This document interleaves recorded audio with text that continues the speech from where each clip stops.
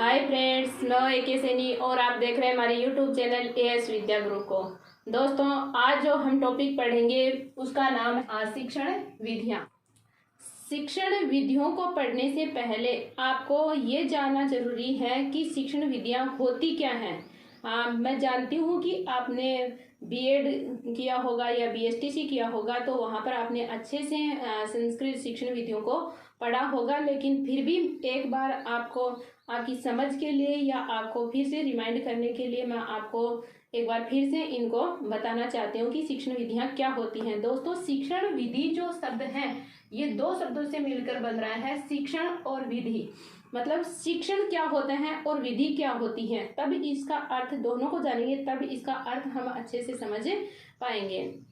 दोस्तों, शिक्षण का मतलब होता है कि एक अध्यापक अपने छात्रों को जो शिक्षण करवाता है, जो शिक्षा देता है, यानी कि जो अध्ययन उनको करवाता है, जो सिखाता है, वही क्या होती है, शिक्षण होता है। वही क्या होता है, शिक्षण। मतलब एक अध्यापक जो पढ़ाता है वो क्या है, शिक्षण है। और विधि का मतलब होता है कि अध्यापक शिक्षा तो देता है, लेकिन जिस वे से, जिस तरीके से वो उनको पढ़ाता है, जैसे कि मतलब वो उनको पढ़कर पढ़ाता है या फिर लिखकर ब्लैक बोर्ड पर लिखकर पढ़ाता है या खेल खेल में सिखा रहा है या अदर एक्टिविटी के माध्यम से वो उनको कुछ सिखा रहा है, तो मतलब उनके जो सिखाने का जो तरीका है, पढ़ाने का जो तरीका है, जो वे हैं, उस तरीके को ही क्या कहते हैं, विधि कहते हैं।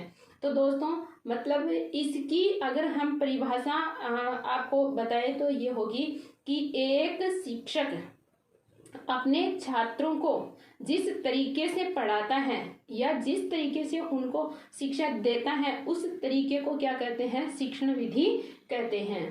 तो दोस्तों, ये जो शिक्षण विधि होती है ये कई प्रकार की होती हैं।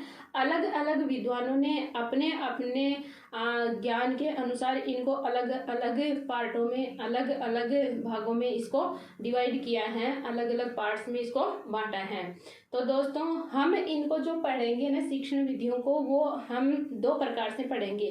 पहला जो प्रकार होगा वो होगा, पहले हम इसको पहले वे के हिसाब से हम पढ़ेंगे। पहला जो होगा वो होंगी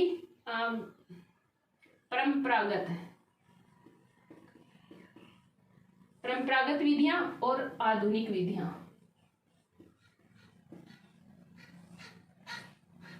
एक तो हम पढ़ेंगे परंपरागत विधि और दूसरी तरफ हम पढ़ेंगे आधुनिक विधियां। मेरे कहने का मतलब है कि परंपरागत विधि का अर्थ होता है कि पहले जो संस्कृत पढ़ाई जाती थी, जिन तरीकों के माध्यम से वो संस्कृत पढ़ाई जाती थी या जिन विधियों के द्वारा वो संस्कृत पढ़ाते थे, वो विधियां होती हैं परंपरागत विधि।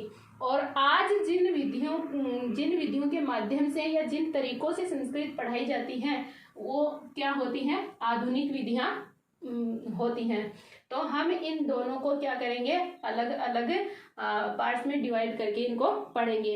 और दूसरा जो वे मैं आपको बता रही थी, दूसरा जो तरीका है, दोस्तों आप ये बात अच्छी तरीके से जानते होंगे कि संस्कृत जो होता है, संस्कृत एक प्रकार से तो पढ़ाया नहीं जाता है। मतलब संस्कृत में क्या होता है, संस्कृत में गद्य भी होता है, संस्कृत में पद्य भी होते हैं, संस्कृत में व्याकरण भी पढ़ाई जाती हैं, संस्कृत में नाटक भी पढ़ाया जाता है। तो हम इन सबको मतलब एक ही प्रकार की शिक्षण विधियों से तो पढ़ा नहीं सकते हैं।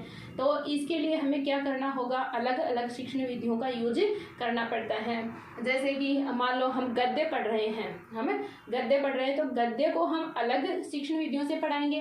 पद्य पढ़ा रहे हैं तो उनको वाचन करके, उनको बोल करके, गीत के माध्यम से अलग तरीके से पढ़ाएंगे। वैसे ही हम अगर नाटक पढ़ा रहे हैं तो नाटक को अलग तरीकों से पढ़ाया जाता है, उसमें अलग शिक्षण विधियाँ उपयोग में ली जाती हैं। और व्याकरण जो होती हैं उसमें तो बिल्कुल ही भिन्न, मतलब अलग ही तरीके की शिक्षण विधियाँ हैं वो उपयोग में ली जाती हैं।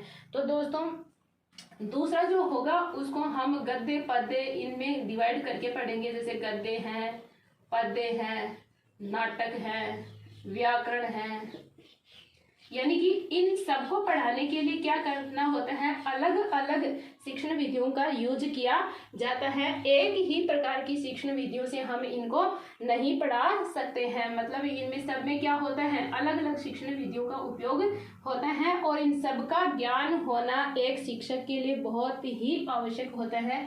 तो दोस्तों, अगर आपको ये शिक्षण विधियां हमारे ग्रुप पर पढ़नी है तो आपको क्या करना होगा, हमारे जो कमिंग नेक्स्ट वीडियोज हैं उनको देखना होगा। हम उनमें एक एक शिक्षण विधियों को अच्छे से पढ़ेंगे।